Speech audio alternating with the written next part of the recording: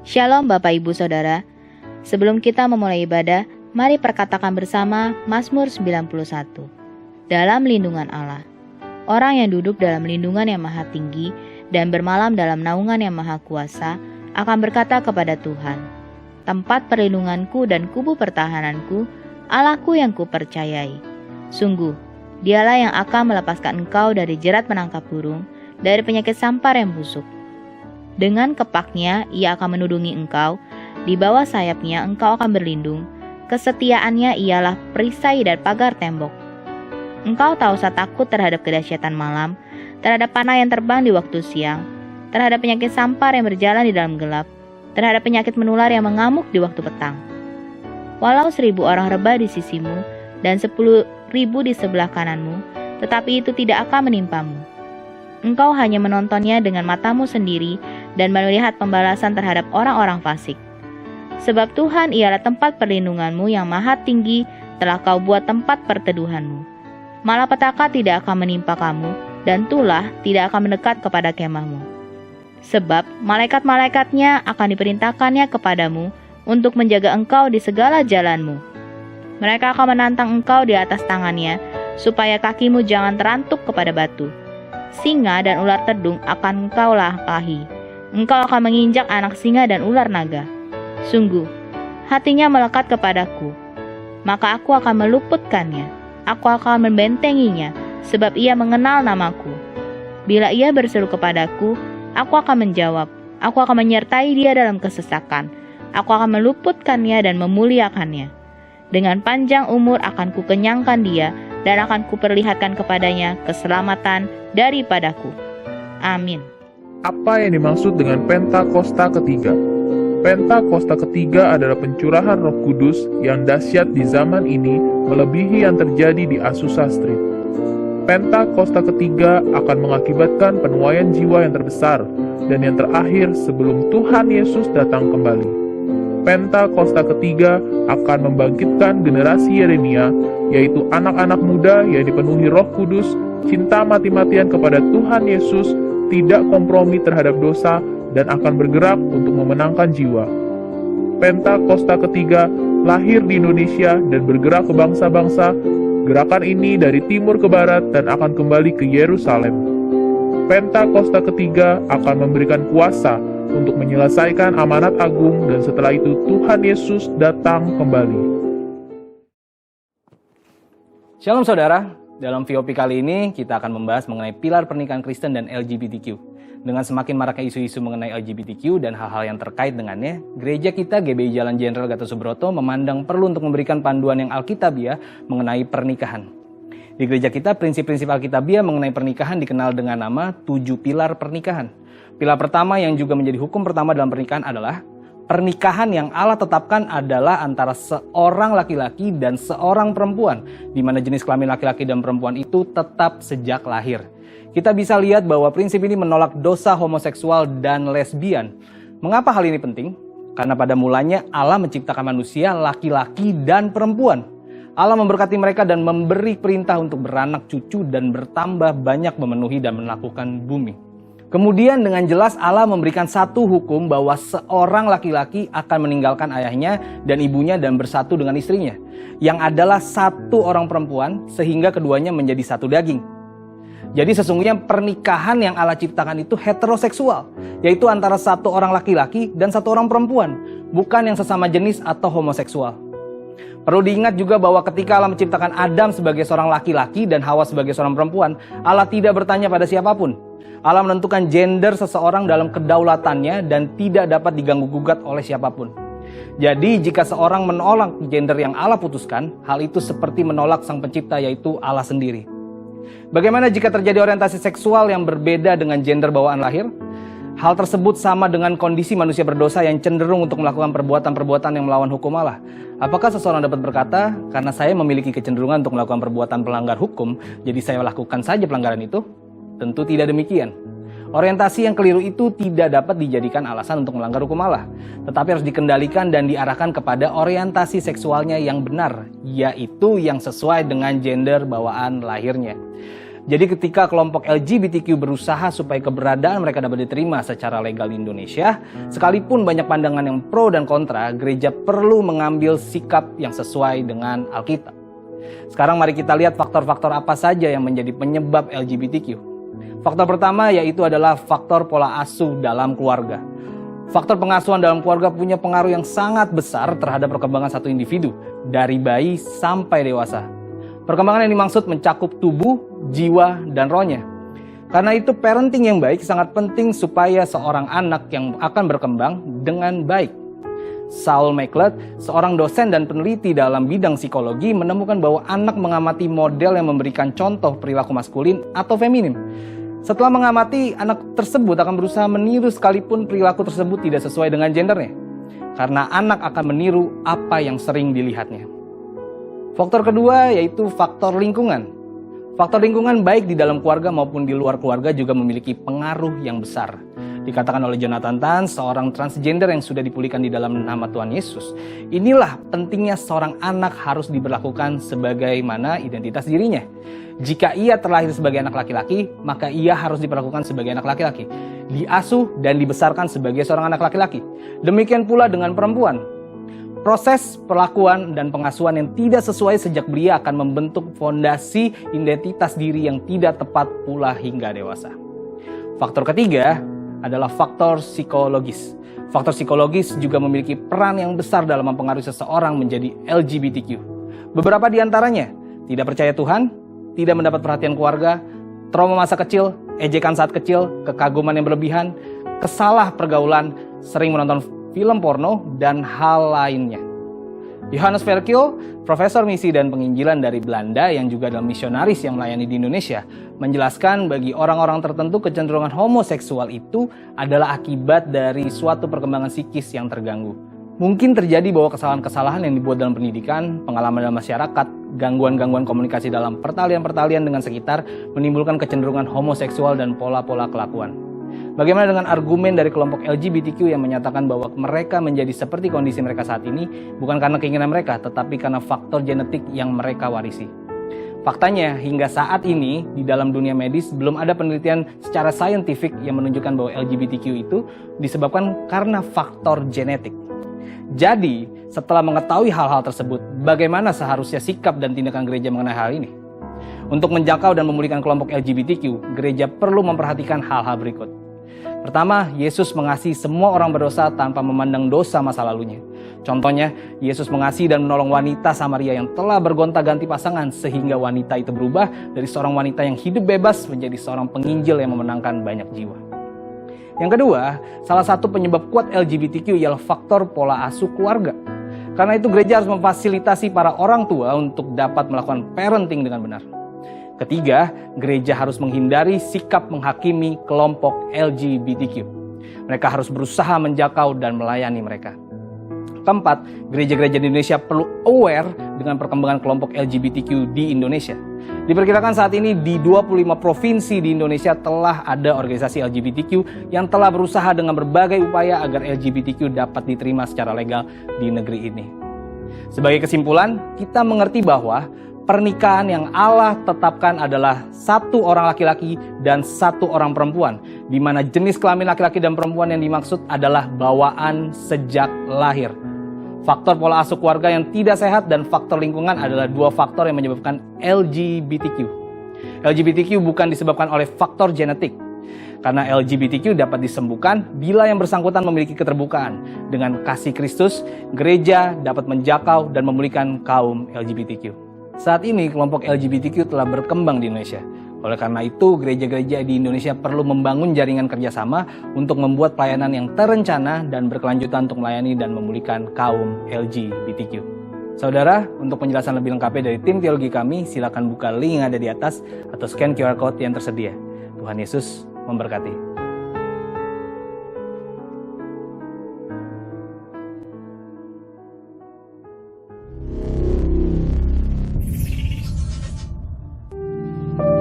Shalom umat Tuhan yang dikasihi Tuhan. Puji Tuhan, kita bertemu kembali ibadah hari Minggu. Saya yakin dan percaya Bapak, Ibu, Saudara-saudari sekalian ada dalam keadaan baik, kekuatan, kesehatan dari Tuhan. Kita boleh bangun pagi ini melihat mujizat Tuhan yang terbesar. Kita boleh ada saat ini karena kasih anugerah Tuhan. Mari Bapak Ibu kita beribadah kepada Tuhan. Siapkan hati kita. Kita berikan yang terbaik buat Tuhan. Naikkan pujian, penyembahan kepada Tuhan. Tuhan sangat senang melihat umat Tuhan yang setia dan taat kepada Tuhan. Haleluya, haleluya, haleluya. Terima kasih Bapa yang ada di dalam kerajaan sorga, Bapa yang kami panggil melalui anak-Mu Yesus Kristus. Terpujilah Engkau Allah kami yang hidup. Kami mau menyembah-Mu, memuji dan memuliakan Engkau. Biarlah Tuhan ibadah ini dari awal, pertengahan hingga akhirnya boleh terjadi seturut dengan kehendak-Mu Bapa. Allah Roh Kudus, Kau ambil alih. Kau melawati setiap umat-Mu dimanapun mereka berada. Kau jamah mereka. Kau pulihkan mereka. Kau sembuhkan. Terima kasih Yesus. Terima kasih. Haleluya, haleluya. Di dalam nama Tuhan Yesus. Amin. Haleluya. Kami mau masuk dalam hadirat Tuhan lebih lagi.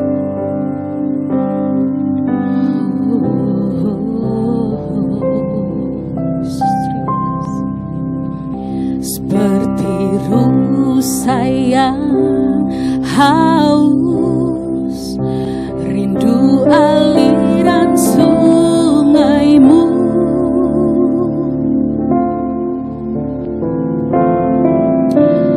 Hatiku tak tahan menunggu-Mu.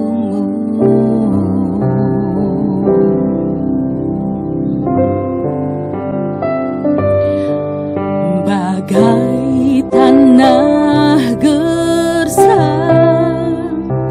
menanti datangnya hujan,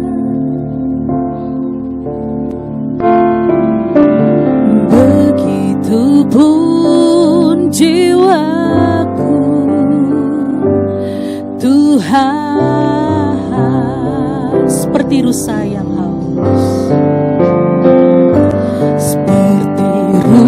Sayang haus, rindu aliran sungai-Mu.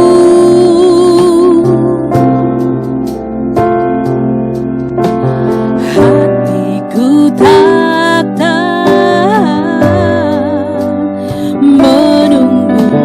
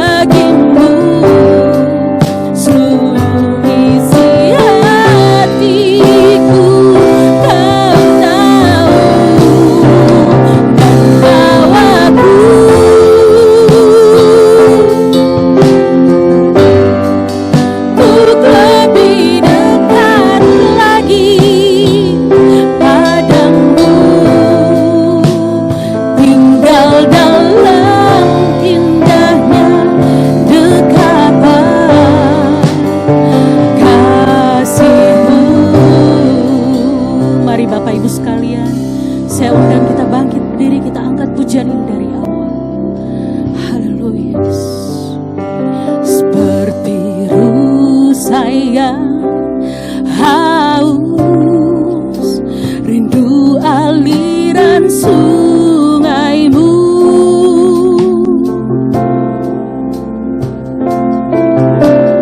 Hatiku tak tahan menunggumu.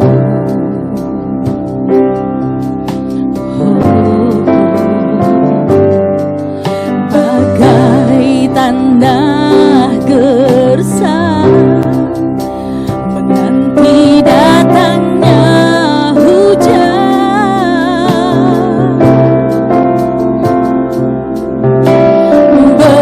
begitupun jiwaku.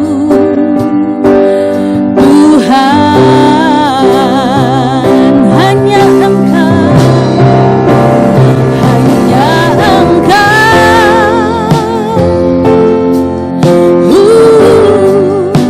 pribadi yang mengenal hatiku. Tiada yang tersembunyi bagimu. Seluruh isi hatiku Kau tahu, dan bawaku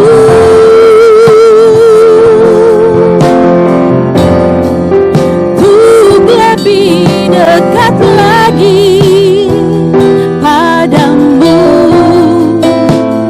tinggal dalam indahnya dekapan kasih-Mu, tinggal dalam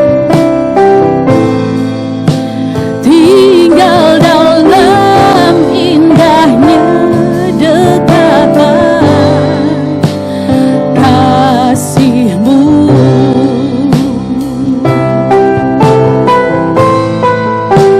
Tinggal dalam indahnya dekapan kasih-Mu.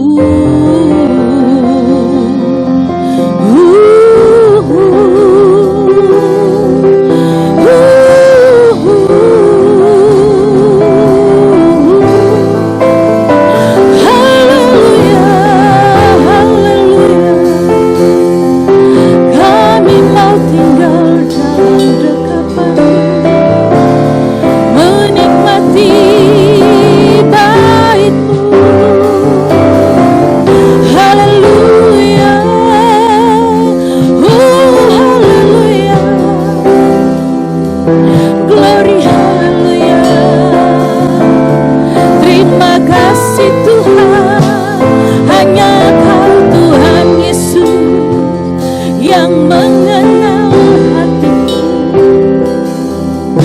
Terima kasih Yesusku, terima kasih Tuhan. Haleluya, glory bagi-Mu Yesus. Terima kasih Tuhan. Haleluya, haleluya. Hanya Engkau Tuhan Allah kami yang hidup, yang mengenal isi hati kami, pribadi kami. Terima kasih Yesus. Segala pujian, hormat, dan kemuliaan hanya bagi-Mu Yesus. Haleluya, haleluya. Terima kasih. Terpujilah Engkau Yesus. Perbuatan-Mu yang ajaib, Kau sungguh dahsyat. Haleluya, haleluya. Kami mau memuji, memuliakan Engkau Tuhan. Kami mau berglori, berkilat, karena kasih, kemurahan, kebaikan, berkat-berkat melimpah yang sudah Kau curahkan bagi kami. Haleluya, terima kasih Yesus. Amin. Beri kemuliaan buat Tuhan Yesus. Lambaikan tangan Bapak Ibu, saudara-saudara sekalian. Katakan, Tuhan Yesus baik. Tuhan Yesus sungguh baik. Haleluya, haleluya. Banyak yang Tuhan sudah perbuat dalam kehidupan kita semua. Kita bersyukur, berterima kasih, walaupun apa yang terjadi, susah senang, tetap bersama Yesus. Haleluya.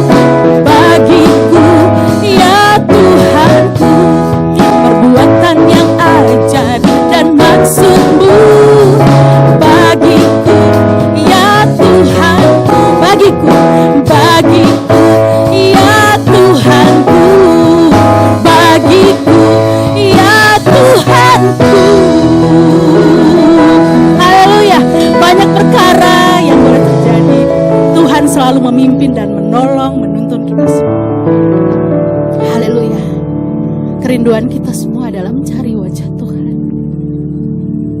Kita duduk diam, hati kita tertuju kepadanya, menyembah Tuhan. Haleluya, haleluya. Allah Roh Kudus tetap ada dalam hati kita semua, menguasai kita semua. Haleluya. Panggil nama Yesus, cari Dia, pandang wajahnya. Haleluya, Yesus. Ku cari wajah-Mu, temukan kasih-Mu. Kau bukan Tuhan yang jauh dariku. Kami panggil nama-Mu, Yesus. Haleluya. ku panggil namamu, ku dengar jawabmu. Kau Tuhan yang selalu dengar seruan hatiku. Angkat tanganmu. Sungguh indah Kau Tuhan, penuh kasih dan sayang. Kau tempat penghiburan bagi setiap hati yang terluka. Sungguh indah Kau Tuhan, menara perlindungan. Kau sumber kekuatan bagi semua orang yang membutuhkan. Sungguh indah Kau Tuhan. Oh, sungguh indah Kau Tuhan, penuh kasih dan sayang. Kau tempat penghiburan bagi setiap hati yang terluka. Sungguh indah Kau Tuhan. Kau menara perlindungan, menara perlindungan. Kau sumber kekuatan bagi semua orang yang membutuhkan. Kau sumber kekuatan, sumber kekuatan, sumber kekuatan. Oh, sumber kekuatan. Sekali lagi, sumber kekuatan, sumber kekuatan bagi semua orang yang membutuhkan.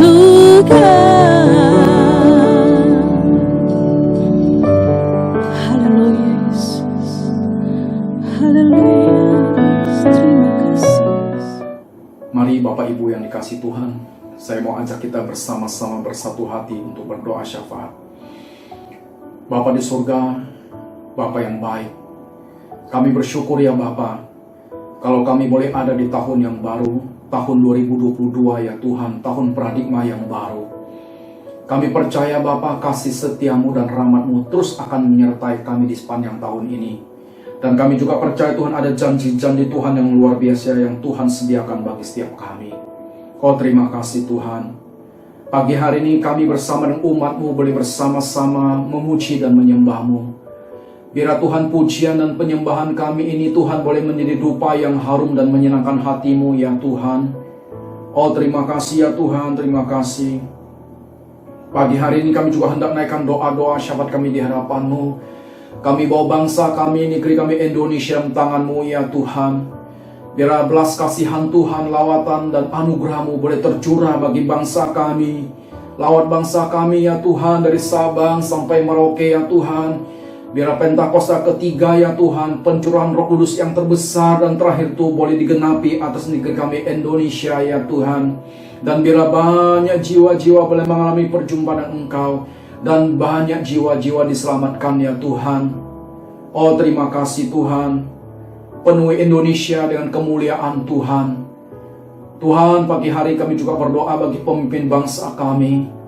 Bapak Presiden kami Pak Joko Widodo, Wakil Presiden Pak Maruf Amin, semua jajaran menteri Tuhan, TNI dan Polri, bahkan semua aparatur negeri kami Indonesia dari yang paling tinggi sampai paling rendah. Kiranya Tuhan memberkati mereka dengan roh hikmat dan kebijaksanaan daripada Tuhan, dan juga roh takut akan Engkau ya Tuhan. Kami percaya Tuhan, di saat pemimpin negeri kami memimpin Indonesia yang takut akan Tuhan, maka akan ada berkat-berkat yang luar biasa yang Tuhan sediakan bagi negeri kami Indonesia ya Tuhan. Kami percaya Indonesia akan dipulihkan, Indonesia akan dibebaskan dari pandemi COVID-19 Tuhan. Ekonomi Indonesia akan semakin hari semakin membaik ya Tuhan. Oh terima kasih Tuhan, terima kasih. Kami serahkan Indonesia di tangan-Mu Tuhan. Biarlah perlindungan-Mu sempurna bagi negeri kami Indonesia. Tuhan, pagi hari kami juga berdoa bagi gembala sidang kami, Bapak Pendeta Dr. Insinyur Niko Nyoto Harjo, dan keempat wakilnya Tuhan, kami serahkan dalam tangan-Mu. Tuhan, Kau urapi hamba-Mu, Kau pakai hamba-Mu luar biasa. Sebagai pembawa pesan Pentakosta ketiga ya Tuhan, biar amanat agung-Mu boleh selesaikan Tuhan. Dari Indonesia sampai ke bangsa-bangsa ya Tuhan, pencurahan Roh Kudus-Mu yang terbesar dan terakhir itu Tuhan boleh digenapi ya Tuhan. Tuhan terima kasih, Kau limpahi hamba-Mu dengan kekuatan dan kesehatan yang sempurna, dan biarlah perlindungan-Mu sempurna buat hamba-hamba-Mu ini ya Tuhan. Tuhan, kami juga berdoa bagi gembala kami di tempat ini ya Tuhan, Bapak Pendeta Hendro Basuki, dan wakil gembala kami Ibu Rosa Pancanawi Tuhan. Tuhan, Kau urapi hamba-Mu, Kau pakai hamba-Mu luar biasa di tahun 2022 ini ya Tuhan. Biar tanda-tanda heran dan ajaib-Mu terus menyertai hamba-Mu ya Tuhan. Kau yang melimpahi hamba-Mu dengan kekuatan, kesehatan, dan umur panjang Tuhan. Dan juga perlindungan-Mu sempurna buat hamba-hamba-Mu. Biar lewat hamba-Mu ya Tuhan, umat-Mu di tempat ini diberkati oleh Tuhan. Menjadi umat Tuhan yang terus bertumbuh dan pengat akan Tuhan. Umat yang terus menanti-nantikan Tuhan.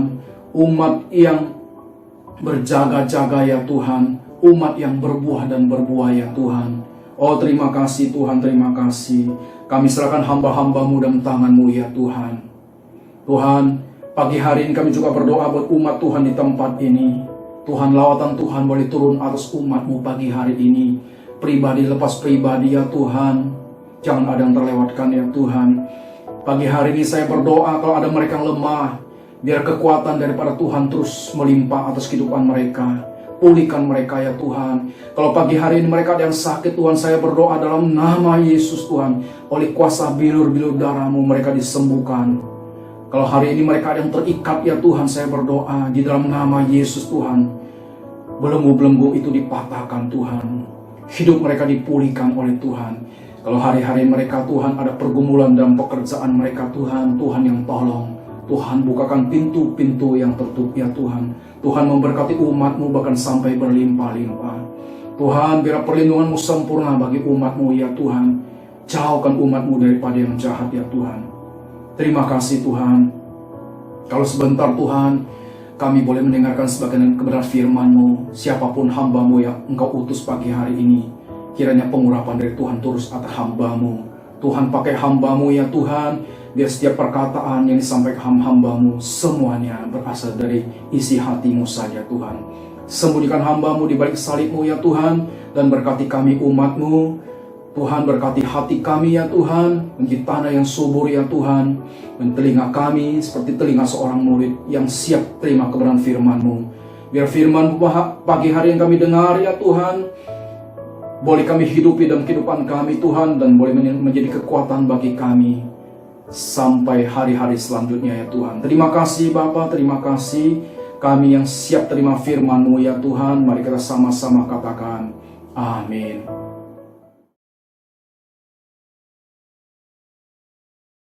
Shalom. Selamat pagi. Puji Tuhan, kita sudah masuk di bulan yang pertama tahun yang baru. Saya percaya saudara semua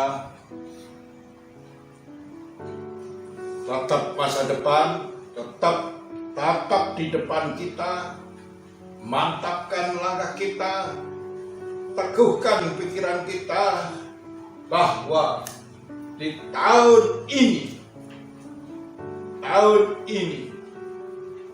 saudara saya, saudara dan saya, semua akan menikmati janji-janji Tuhan yang luar biasa. Tuhan, jangan saudara ingat yang lalu-lalu. Yang lalu sudah berlalu. Amin. Yang lalu sudah berlalu. Tatap masa depan penuh pengharapan. Tuhan pasti menolong kita bila kita benar-benar percaya, berharap, bergantung kepada Dia. Dan Yesus tidak pernah mempermalukan umatnya yang percaya benar-benar. Kalau percaya Tuhan Yesus jangan separuh-separuh, jangan 70%, jangan 90%, 100% percaya. Tuhan pasti tolong. Amin. Puji Tuhan. Pertama, mari kita buka Alkitab kita di Ulangan 11. Ulangan 11 ayat 12. Suatu negeri yang dipelihara oleh Tuhan, Allahmu, mata Tuhan, Allahmu tetap mengawasinya dari awal sampai akhir tahun.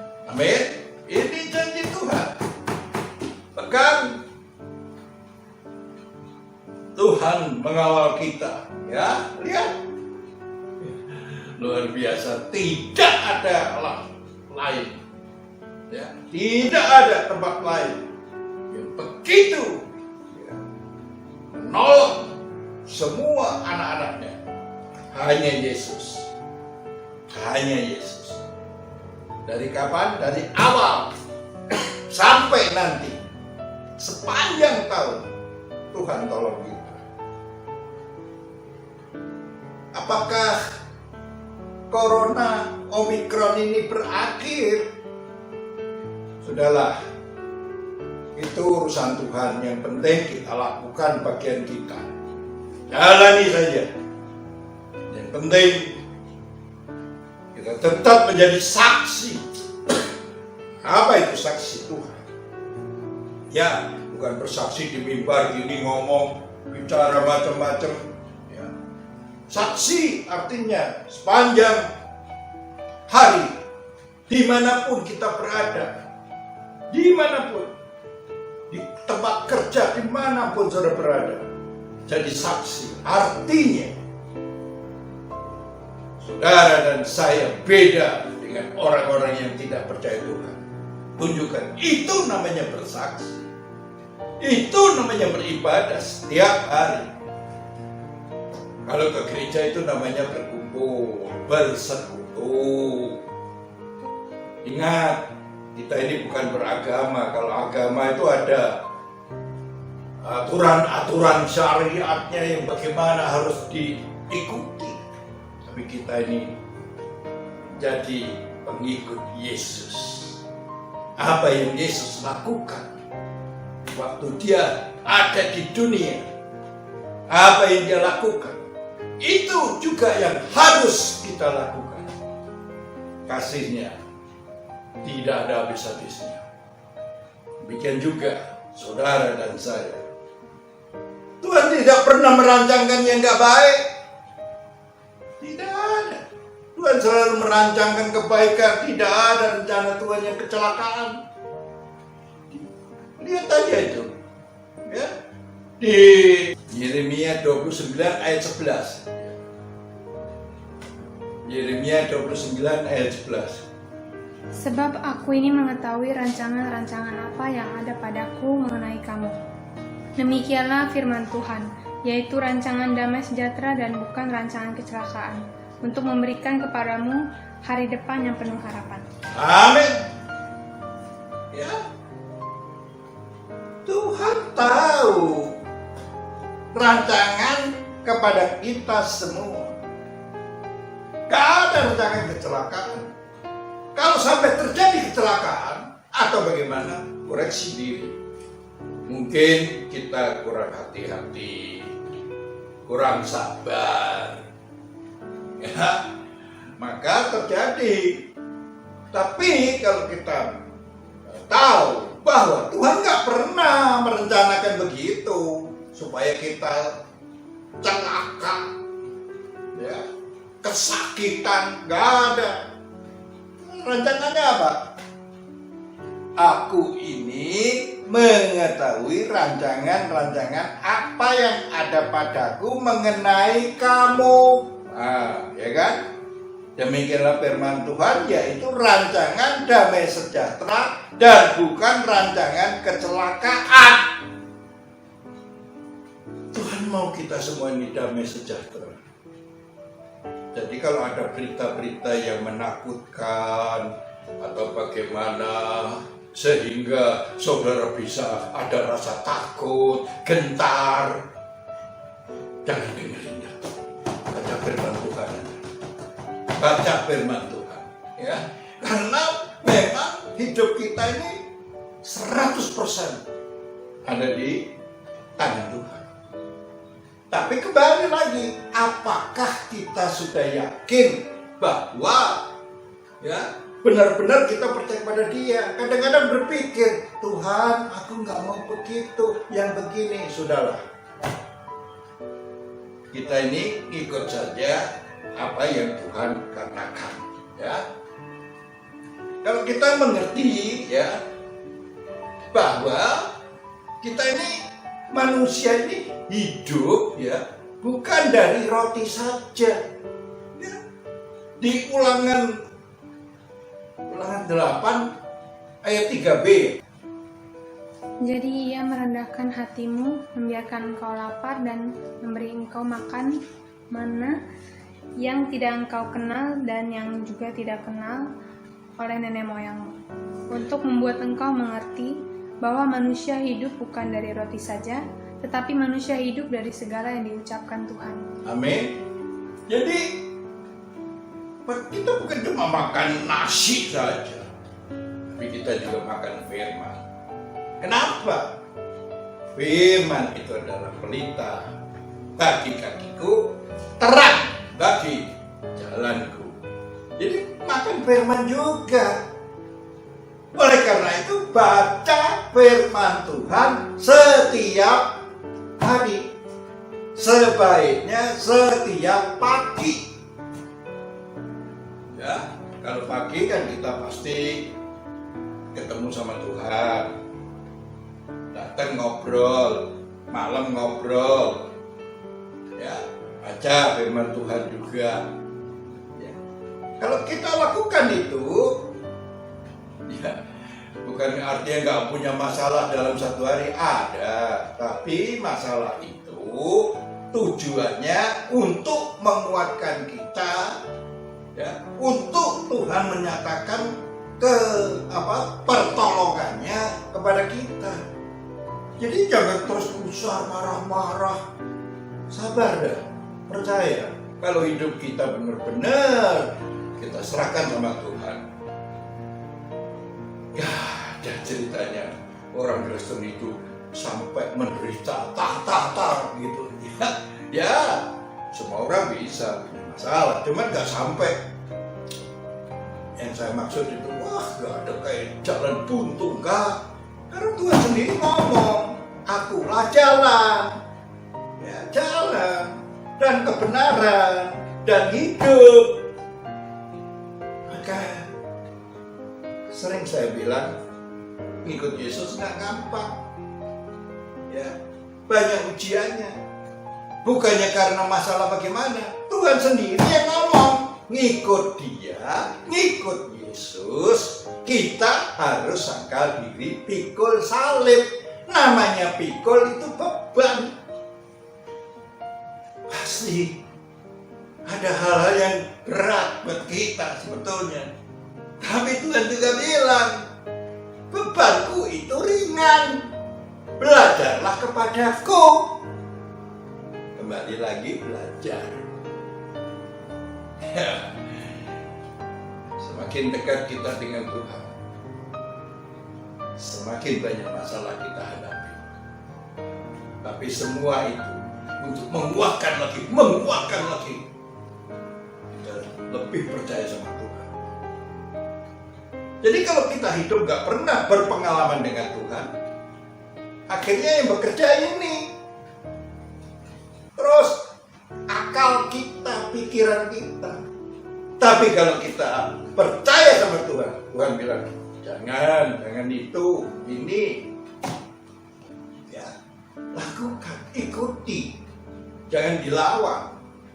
Ya, inilah, ikut Tuhan memang luar biasa. Kalau kita nurut, enak tenang. Tapi kalau kita ngelawan, sakit. Orang kalau sudah percaya Yesus harus 100% ikut apa yang dia katakan. Kalau masih pakai pikiran sendiri, ingat, yang terjadi di dalam kehidupan kita belum tentu sesuai dengan apa yang kita harapkan. Ingat. Ya, jadi ikut Tuhan itu ada caranya, ya. Karena Dia Maha Kuasa segala-galanya. Bukankah juga dikatakan juga di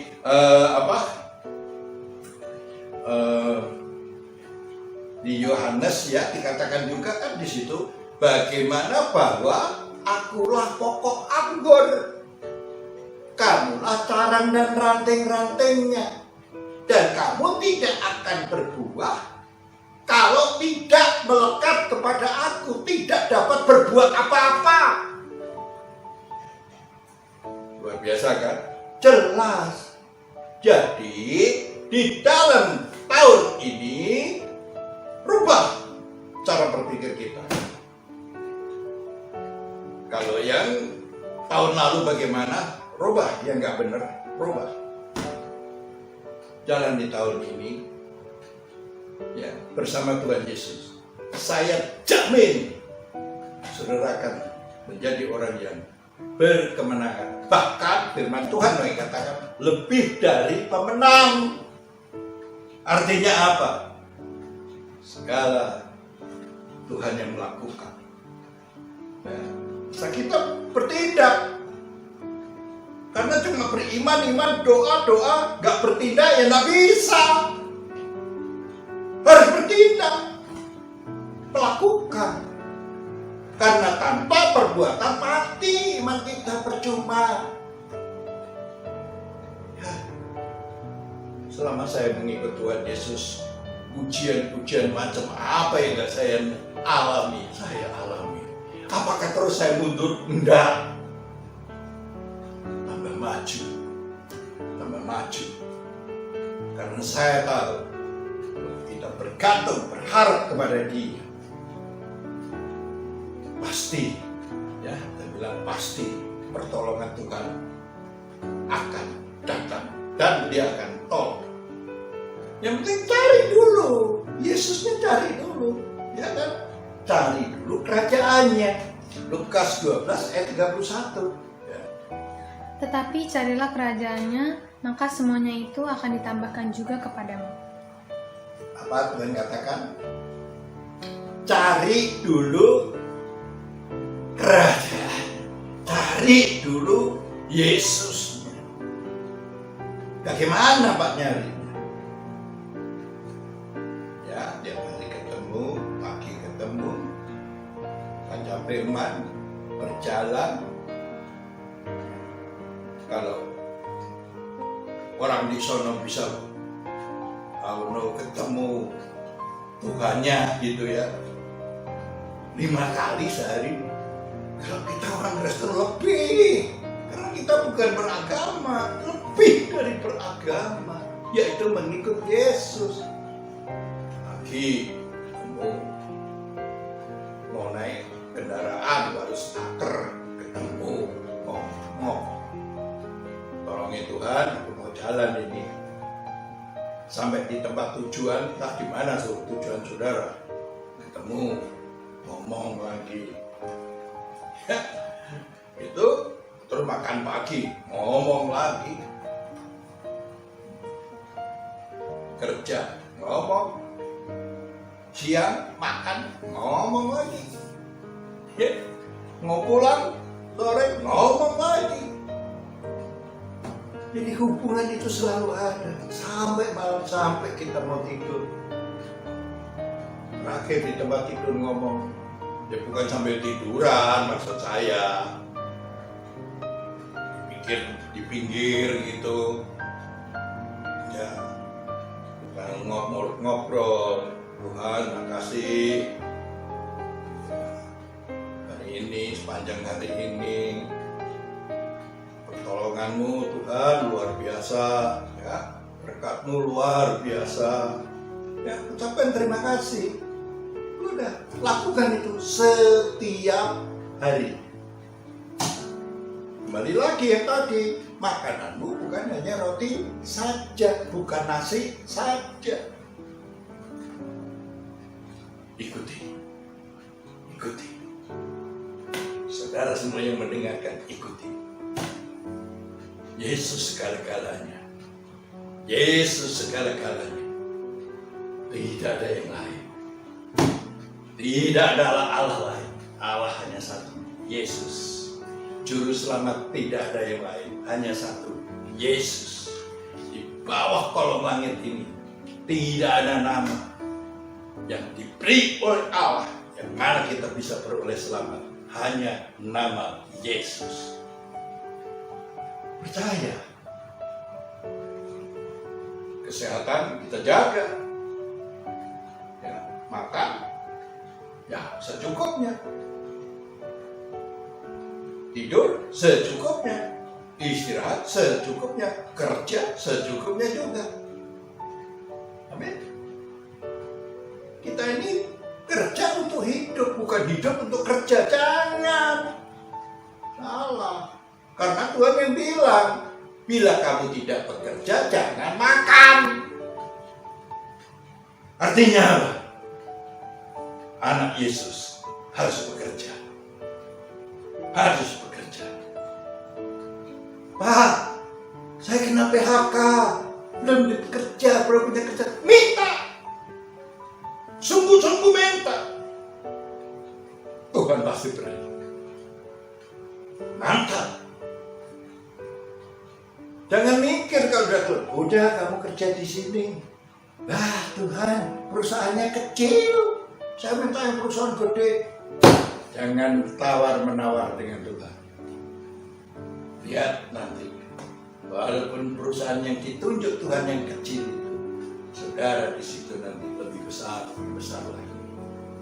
Percaya saya. Saya juga melayani Tuhan. Jika si jemaat berapa, puji Tuhan. Gak iri sama orang, enggak. Masing-masing punya bagian kok. Dan saya melakukan apa yang Tuhan katakan, yaitu saya dipakai. Saya pergi kemana-mana. Ya coba ini kalau benar-benar sudah bebas, wah, pergi lagi saya kemana-mana. Bayangkan dari ujung Medan sampai Papua, ya, Kalimantan, Sulawesi, mana Maluku, saya datang itu. Karena memang harus memberitakan. Bukankah amanat agung itu katakan apa? Pergi.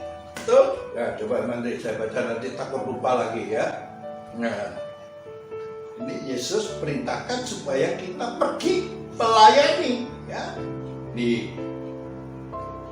Karena Matius 28 ayat 19. Karena itu pergilah. Jadikanlah semua bangsa muridku dan baptislah mereka dalam nama Bapa dan Anak dan Roh Kudus. Dan ajarlah mereka melakukan segala sesuatu yang telah kuperintahkan kepadamu, dan ketahuilah aku menyertai kamu senantiasa sampai pada akhir zaman. Sampai kapan? Akhir zaman. Akhir zaman. Ya, kita ini tugasnya yaitu memberitakan, ya, memberitakan.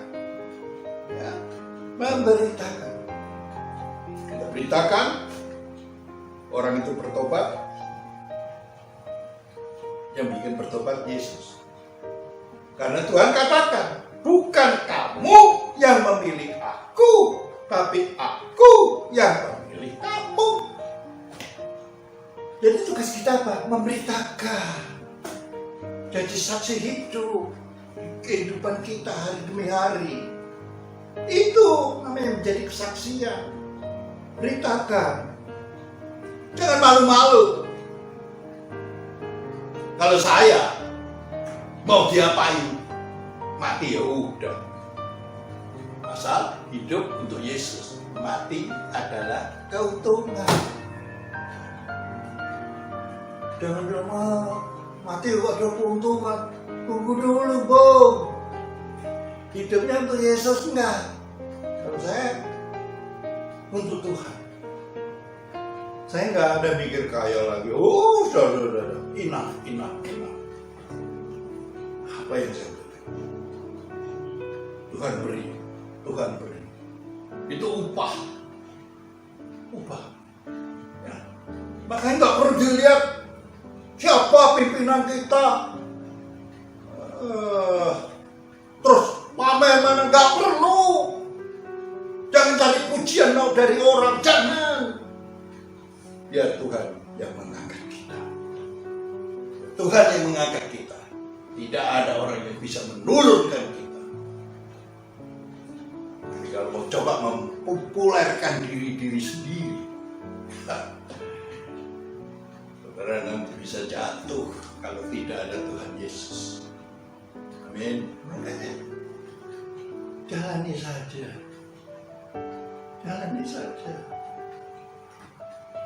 Karena pada waktunya semua apa yang Tuhan janjikan terbukti. Sampai saya ini umur hampir 73 nanti bulan-bulan depan ini. Ya, bersyukur 73 masih sehat. Ya. Tapi kalau Tuhan mau panggil kapan aja silakan, tidak apa-apa. Yang penting saya siapkan diri saya.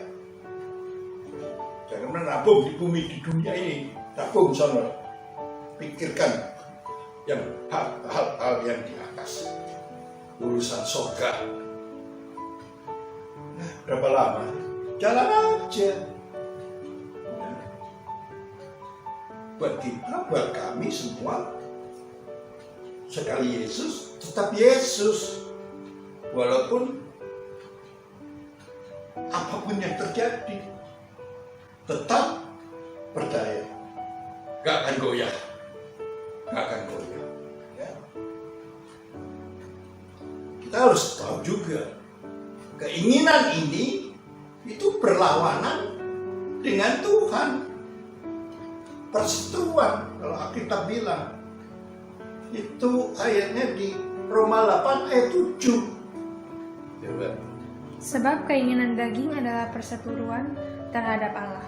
Ya. Karena ia tidak takluk kepada hukum Allah, hal ini memang tidak mungkin baginya. Ya. Keinginan daging itu apa? Perseteruan. Kalau keinginan daging nggak ada puasnya, nggak ada. Dikasih lebih, mau lebih lagi terus. Ya, inilah manusia. Jadi apa yang kita kejar? Kalau saya, apa ya? Nggak ada. Saya hanya menjalani perintah Tuhan aja. Karena memang Tuhan panggil saya secara pribadi. Itu saya bukan keluarga Kristen, bukan orang Kristen, orang keseretan saya. Tapi hanya kasih karunia kemuliaannya saja saya dipanggil. Saya orang yang gak benar. Tuhan panggil saya nurut.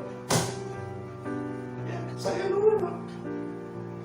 Jadi kuncinya ngikut Yesus, nurut, manut. Gak ada Tuhan ngancurin kita, gak ada. Percaya, gak ada. Asal kita manut, nurut, dia pasti bawa. Ya. Mungkin nggak secara mendadak ya, mungkin nggak secara kayak balik tangan gitu, nggak. Pelan-pelan, step by step. dulu ada kan lagu Step by Step itu, New Kid on the Block zaman dulu sih ya itu step by step. Tapi Tuhan pasti bawa. Syukur saudara saat ini masih bersama Tuhan Yesus, masih percaya Yesus. Syukur. Apalagi di dalam keadaan seperti pandemi ini. Waduh. Ya, kalau tidak ada Yesus. Waduh. Kalau ada orang ajaran gini-gini, hati-hati. Jangan ikutin. Ikutin Alkitab saja. Ya, jalani saja. Orang mau katain kita, nggak apa-apa, jalan saja. Nggak apa-apa. Bilang kita gini gitu ya, nggak apa-apa. Richard Peter Indonesia, Jalan Gatot Subroto di bawah pimpinan Pendeta Niko tidak pernah membawa jemaatnya sesat, tidak ada. Sudah dibawa menuju tingkat lebih lagi, next level. Bersyukur kita gereja yang tepat di sini. Kalau orang mau kata-kata lain silahkan, nggak apa-apa. Karena bermacam-macam ya, denominasi kayak apa orang bilang mazhab atau apalah, situ apa. Tapi kita sesuai dengan Alkitab. Amin. Nggak apa-apa. Orang nggak sama kita ya nggak apa-apa. Puji Tuhan. Orang kaya mau tempat orang kumpul kaya sana, ya silakan. Kita nggak nyari kekayaan. 1001 macam cara Tuhan membuat saudara hidup berkelimpahan. Amin. Itulah Tuhan kita. Ya. Satu ayat lagi. Ya. Satu ayat lagi. Matius 18 ayat 19-20. Dan lagi aku berkata kepadamu, jika 2 orang daripadamu di dunia ini sepakat meminta apapun juga, permintaan mereka itu akan dikabulkan oleh Bapamu yang di surga. Sebab di mana 2 atau 3 orang berkumpul dalam namaku, di situ aku akan hadir di tengah-tengah mereka. Ya, intinya apa ini? 2, 3 orang, kok nggak sendiri? Artinya harus ada persatuan, perkumpulan, dimulai dari keluarga demi keluarga. Suami istri jangan cekcok. Jangan. Rukun, keluarga yang rukun. Ya. Minta, Tuhan pasti beri. Itu ada dari Matius 7 ayat 7 juga lebih jelas lagi ya berarti itu dibilang ya. Ayo coba lihat. Ini saya tunjukin supaya orang mantap gitu loh. Matius 7 ayat 7 ya. Mintalah, maka akan diberikan kepadamu.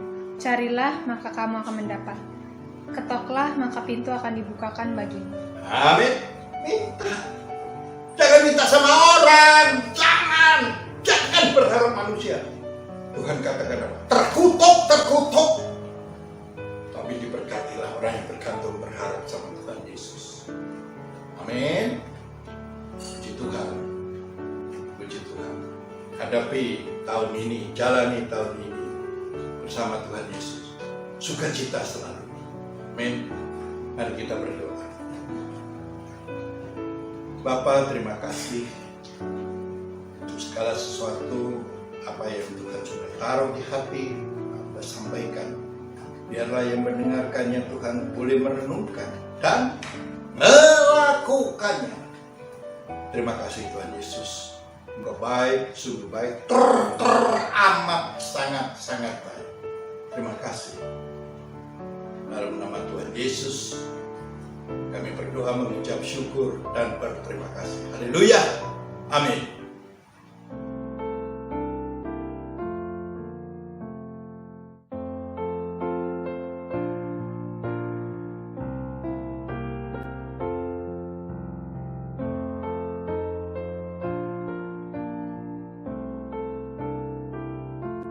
Mari saudara,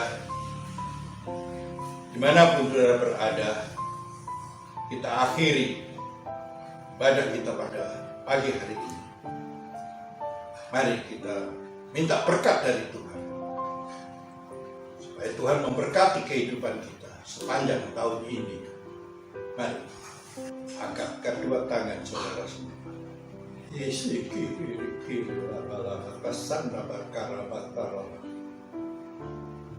Kekasih Tuhan,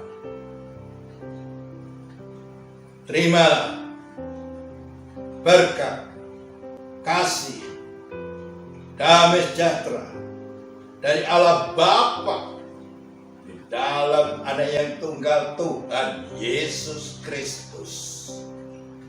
Pertolongan, penghiburan, serta kuasa dari Roh Kudus menyertai saudara sekalian mulai saat ini sampai Tuhan Yesus datang kembali, bahkan sampai selama-lamanya. Yang percaya katakan amin. Terima kasih. Selamat pagi, selamat berhari Minggu. Puji Tuhan, semua sehat. Haleluya. Puji Tuhan, ibadah telah selesai. Selamat hari Minggu, Tuhan Yesus memberkati kita semua.